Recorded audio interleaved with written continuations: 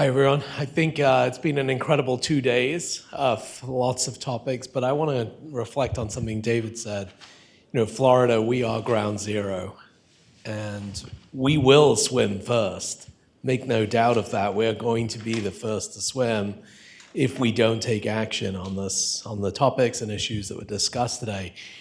I'm going to share my perspective. When we look at our community, it's so fragmented with so many factions and groups going after their own issues and whatnot else. But I do think that this is the most important topic that our community faces, regardless of where you stand, what you see. This is the North Star that needs to guide some facet of your decision making. And I think the opportunity for the CAC is to be that lighthouse that can help illuminate the strategy that could play out for everybody to put their efforts, their force vectors, their influence into making this place potentially the catalytic place for experimentation, for innovation and sustainability and adaptation, because now more than ever we need it. I think we got blindsided. We got, I think, incredibly blindsided with what's just happened. And I do believe that if we were to market ourselves and tell the story about how we're trying to build the next chapter of resilient communities. I know Babcock Ranch is a great example, but it was and designed as a prototype, and we just haven't replicated that. That's where I think the future opportunity for the CAC lies, is to say we can bring the convening power, the catalytic power to make this the most important topic, regardless of what you're fighting for or what your cause is. Because I do think everybody needs to address this in some form or fashion. We're not going to be able to retain our talent here. We're not going to be able to leave something behind for the next generation.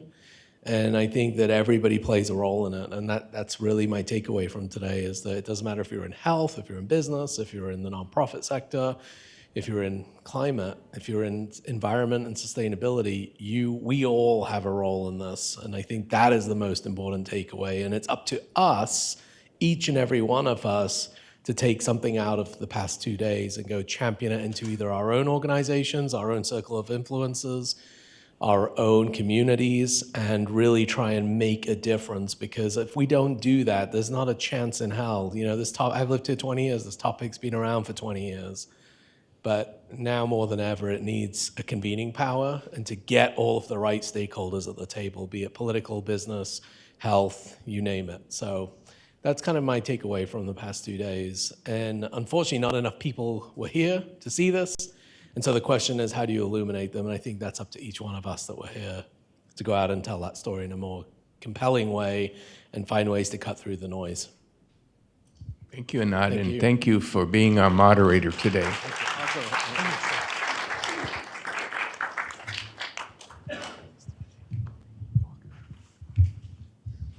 I will be brief.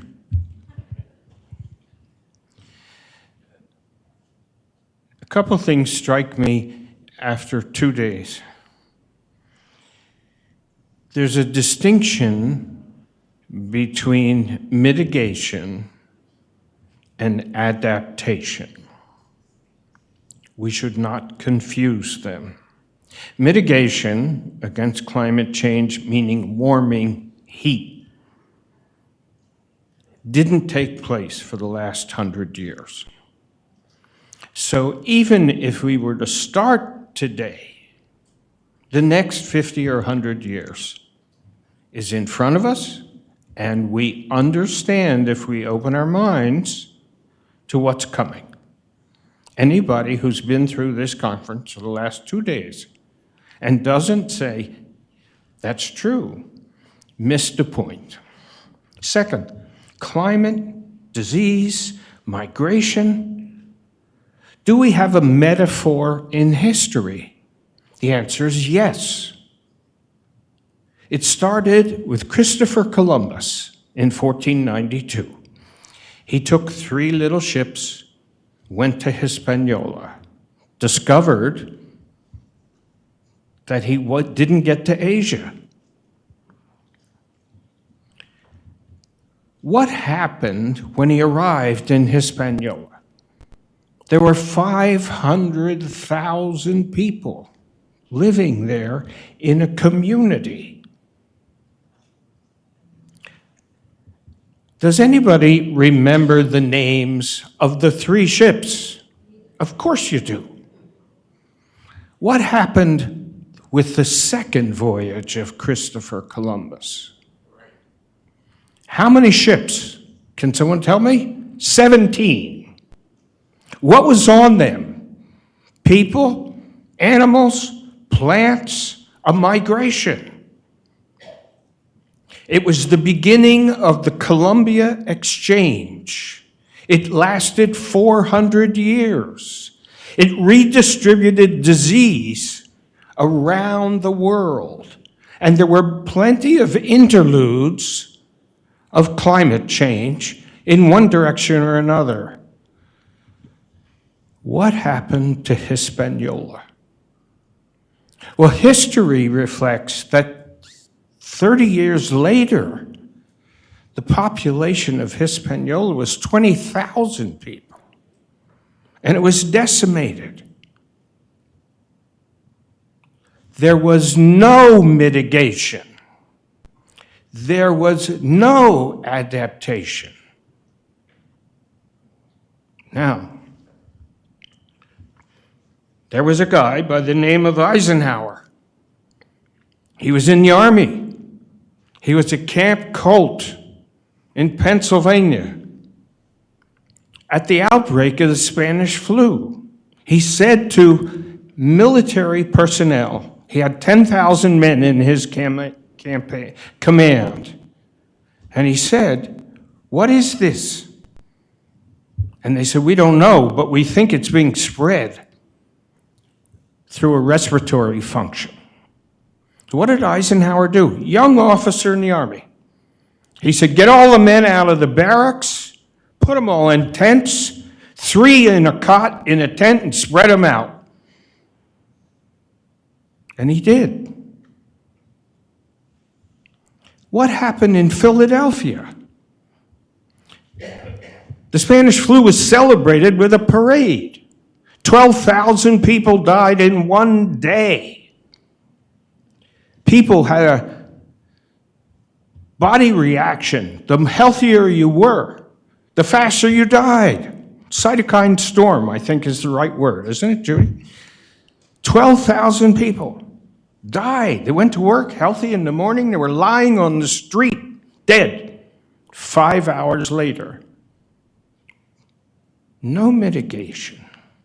No adaptation. What happened in St. Louis? We don't have a parade. We're going to spread people out. Something's going on. Casualty rate was much lower. So, where are we now? We face the Columbia Exchange, only it's worldwide. And all the evidence has been presented. And the second thing we face, and this gentleman just alluded to it, we face attacks on the critical agencies that deal with mitigation. And I just want to mention 3.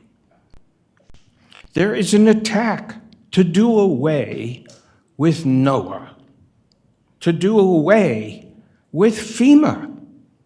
In the county north of us, which is so red, there was a member of Congress who voted against the budget for FEMA. And 3 days later, her district was hit by a hurricane. And then she criticized somebody else for not funding FEMA that she voted against. You get what you ask for? Second, he can't, my friend David Altick, and we know each other for a long time, we're in organizations together, he's with the Federal Reserve, he can't defend himself. One example, on 9/11, the New York Fed and the clearing payment system for the world, certainly all of the United States, was under a pile of rubble. But the redundant backup system was at the Federal Reserve Bank in Atlanta. After 9/11, on 9/12, how many payrolls were missed in California? None. How many real estate settlements didn't happen in Texas or Florida on 9/13? None. And lastly, I wrote a piece, I'm very public about it. If you read my column, you saw it. You heard from the CDC Foundation. It's supported by philanthropy. The allegation that it is corporate board activity from the pharmaceutical industry is false. Go look at the members of the board. The website is very public. So if we want to have thoughtful, independent, and honest agencies, which we need for mitigation, then we have to be fiercely defensive of them, regardless of Democrat, Republican, Independent, Whig, Tory, Conservative, Liberal, call yourself whatever you want. We have to defend them fiercely, whether it's the CDC Foundation or the Federal Reserve or organizations of the government like NOAA. And lastly, philanthropy. The CAC wouldn't exist if it weren't for philanthropy. Foundations wouldn't exist if it weren't for philanthropy. The only one that might exist is the Federal Reserve. They started without philanthropy. So my takeaway is the job of this conference, which was to impart to people of goodwill information. Who's in the room? The people who want the information. What's our task tomorrow? Defend the agencies and the truth and philanthropy, and don't stop, regardless of your politics. So that's Bob Bunting. Thank you. Thank you. David, thank you very much. Thank you, David. Okay, everybody. We have one more thing to say. And Karen Holbrook is sitting in the back row where she never sits. So I hope you'll come down and say goodbye to everybody with me. And thank you so much for your hosting this wonderful conference and your incredible support for the CAC and this university, because Karen is retiring at the end of the year, and I honestly think she deserves one big ovation.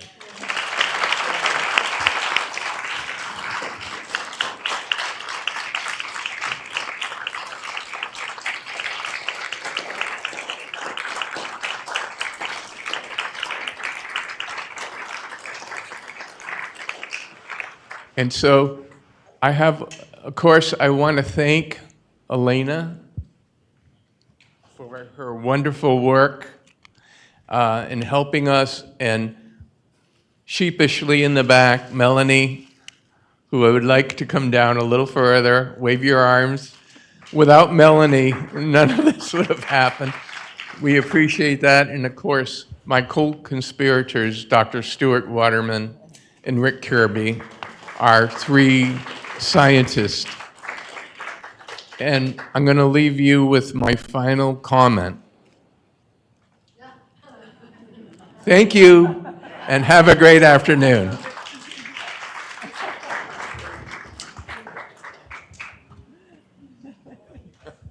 Way to go. Thank you. It was a great conference. Thank you you. and I first met you when you spoke at a SCORE luncheon about I 6 months. remember that. Yeah, it made an impression on me.